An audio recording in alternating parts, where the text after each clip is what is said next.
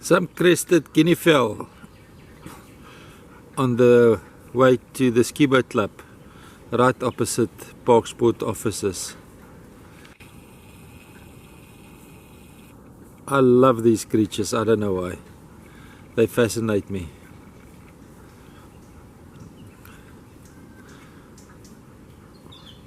I've literally got hours of videos and photos of them.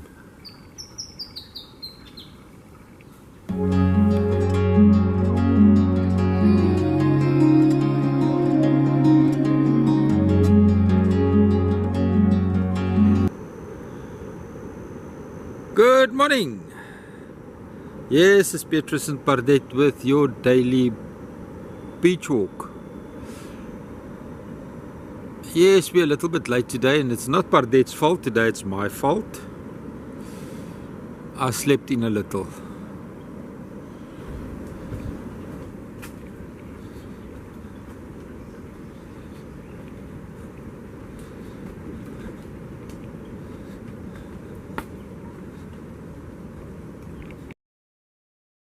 Here we're looking at St. Lucia from Google Earth's perspective, and today we're going to discuss the Southern Beach Walk, the Southern Dune Walk.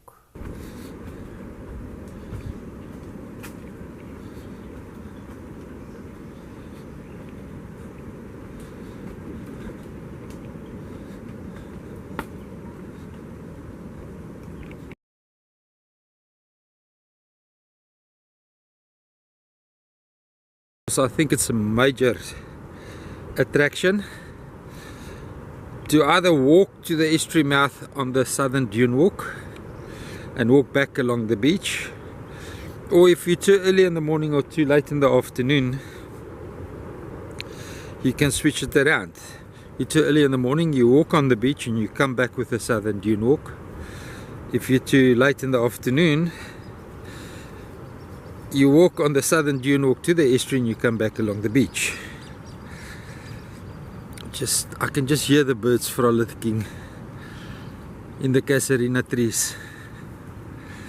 Or shall I say amongst the casuarina trees. I don't know if I want to promote the right for the casuarina trees to be here. That would be wrong. Walkway. Pardet is having a nice, it's not a manicure or a pedicure, what is it called? She's having her day at the spa. Anyway, I don't know how far we're going to be able to continue on the Southern Dune Walk.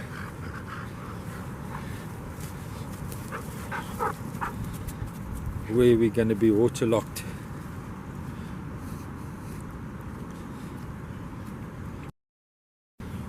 Well, yeah, we can walk around it.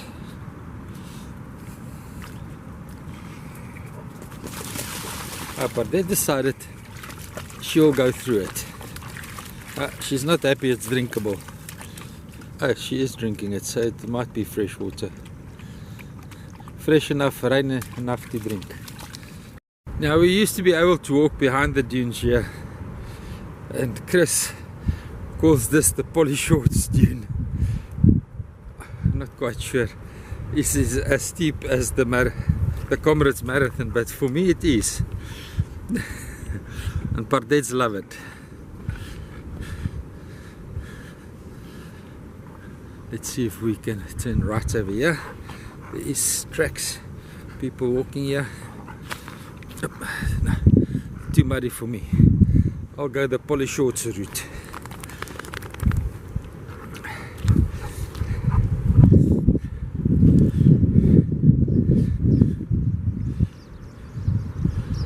Just hear the birds.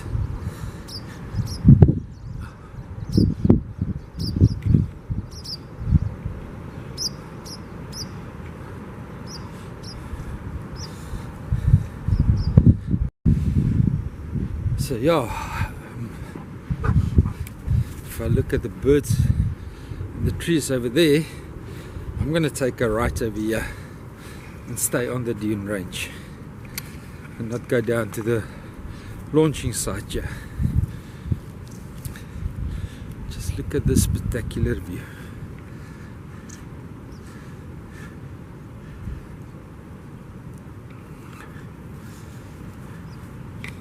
So we can keep along the dune, the ridge of the dunes here.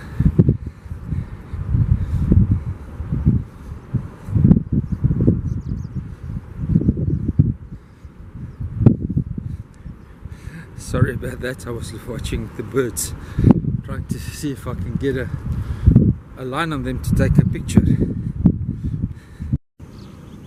Look at that one. Guys, this is about 120 meters, so excuse the camera shake.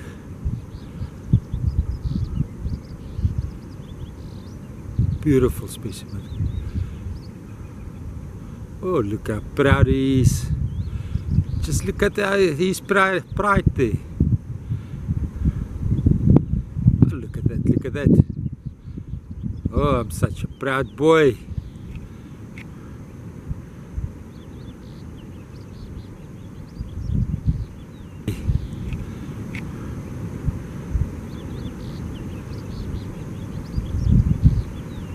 Could have come along the foot of the dune range there.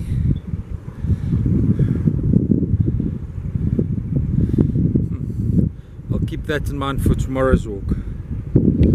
That's the Mopelon dune, the second highest vegetated sand dune in the world. It's okay, before we continue about the wind-blown vegetated sand dune, of course in the foreground we can see them forming. These ones are man-made and nature is continuing to build on them. Let's just take a time to thank our silent angel, the gentleman that sponsored us 2 extra batteries for the Canon SX530 HS. Baie dankie. Dit is wonderlik om te kan loop en letterlik ure se video's te maak. Ja, en Chris from IT Services that donates the storage space, thank you very much. You don't give me a business profile yet, so I can't advertise your business yet. But guys, he gives a great service. And I can store all the footage now that I take. And I don't miss anything. I've got enough battery. Ek het genoeg battery om alles af te neem en genoeg stoorplek om alles te stoor, sodat ek later nog video's kan maak van die uncut versions. Want ek leer nog op hierdie stadium. I'm still in training what the snowflakes wants to see, because they demonetize one's channel very quickly if you don't put up what they want in the quality they want. So a lot of stuff, the footage that I take on a daily basis is edited out. But I can use them to make more educational videos, more music videos, more fun videos. So yeah, nothing goes wasted. My time is not wasted on the beach with only 1 battery cycle.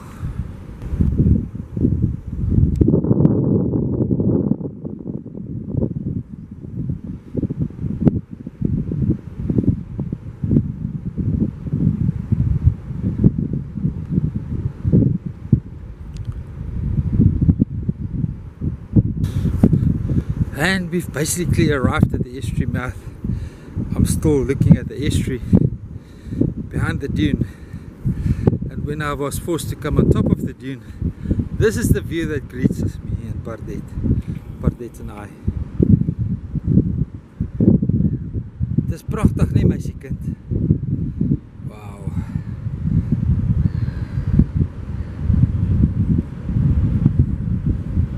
Walk there. Me and Bardet can walk there, but we're not going to find crabs, so that's beside the point. There will be no Varuna crabs, maybe over there. We'll check, we'll walk it on the way back and see what happened to the Varuna crabs. Right over there, that could be a spot where they could hatch and breed and have a nursery. We'll have a look for you.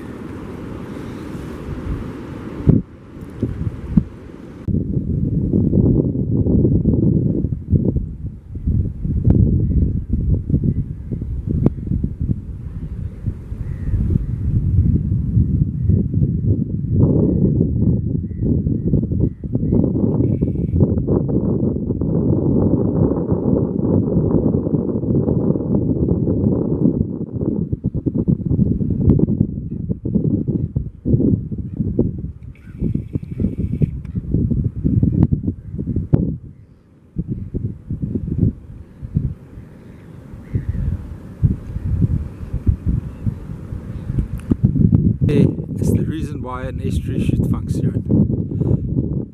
That over there is spawning phytoplankton.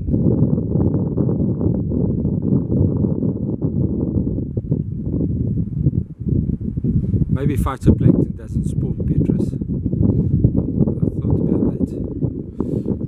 Phytoplankton is a single cell organism. It's phytoplankton reproducing, that I can tell you.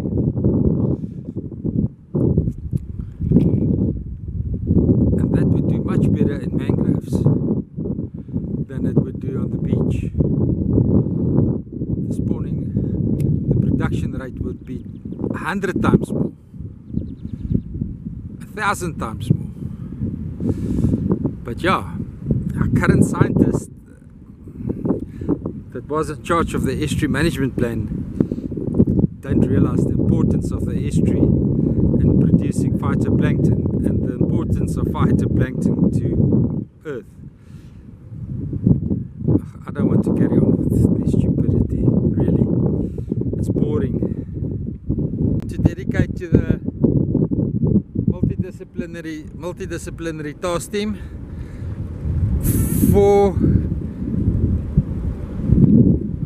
giving the estuary its right to breathe again, opening up the phytoplankton production plant once again.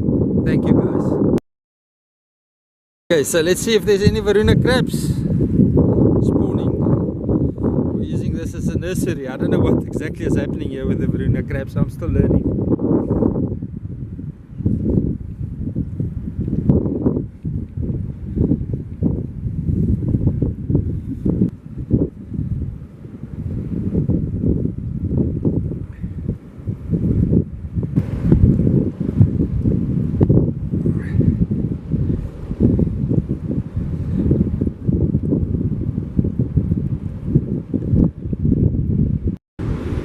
Now we've got an increase of flow rate. I don't know if it's because of the high tide,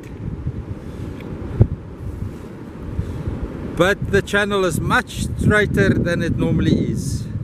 There's no S bend in it. Spring tide, I said high tide, spring tide high. I don't know if that increased the flow rate to straighten up the channel again, but it's much straighter than it was with neap tide. Look at this tide rushing out here.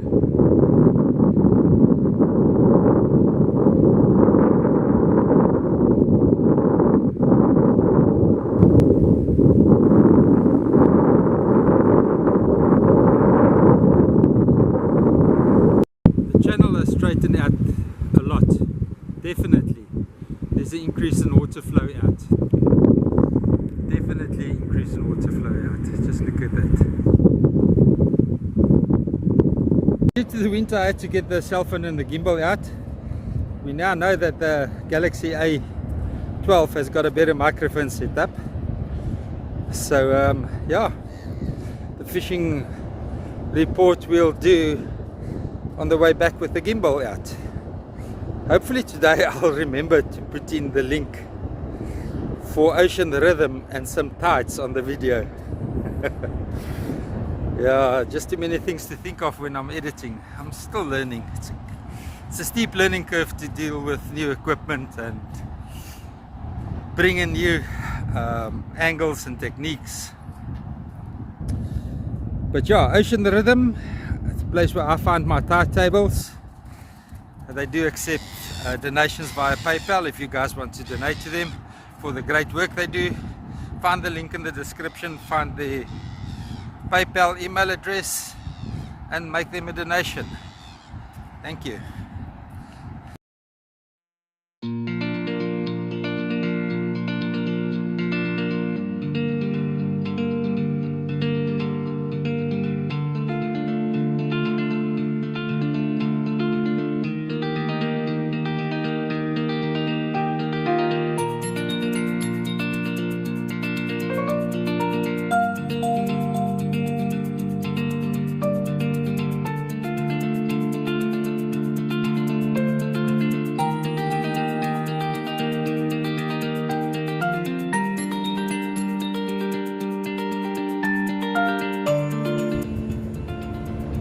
something lying in the distance there on the glassy area of the wash zone. The glassy area, the area where all the life, marine life, appears on the beach. And this is not the area where we want to drive. This is the area where you get the sea lice, the crabs, the plough snails, the white mussels, and many more prawn and crustacean living here in the wash zone. We don't want to drive here, guys. This is not where we want to do beach driving. Just take note about that.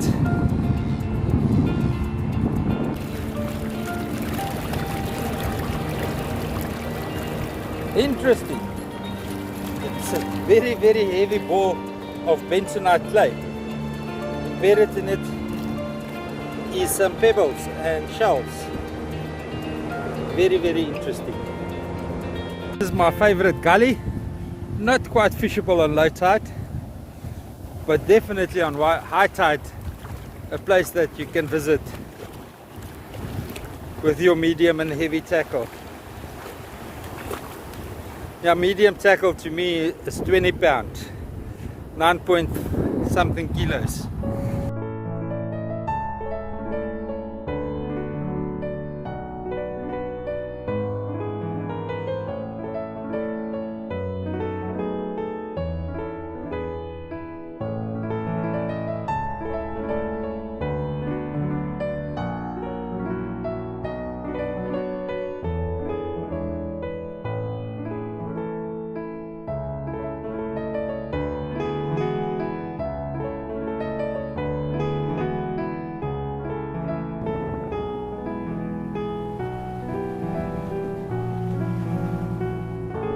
Hey, is je honger? Gaan ze een beetje huis toe nou? Huh? Jy speel nie eers met my vandag nie. Daar is hy. Kom. Ja.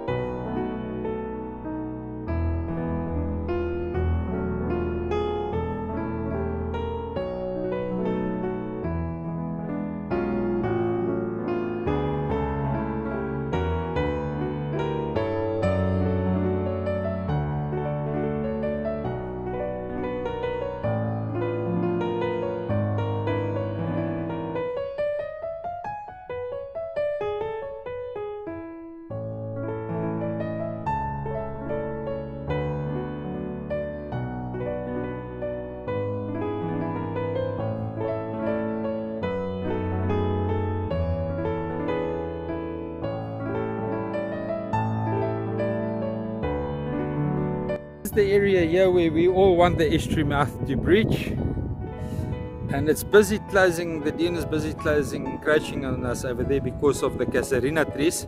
So a natural breach here is highly unlikely but favorable. And then the estuary will have two mouths, one for the Mfolozi River and one for the estuary, and that would be a natural phenomenon. But we all knew that is what the estuary wants. It's just a couple of scientists that denied the existence. They didn't study the paperwork that proved that nature was only assisted by dredging. It wasn't manipulated by dredging. But that scientist, they got the right to an opinion. At least they back it scientifically. Like this one lady in the video, she's a professor at Cape Town University, and she lists 5 invasive species that taken over the estuary, and she doesn't list the 6,700 species that succumbed to bad management decisions. She only lists the 5 invasive species, and with the listing of the 5 invasive species, she says why they invaded. She says they're invasive species. She says which species they took over, so she only addressed 5 species. And then she says, her conclusion is, the estuary mouth should be left alone so that it opens naturally.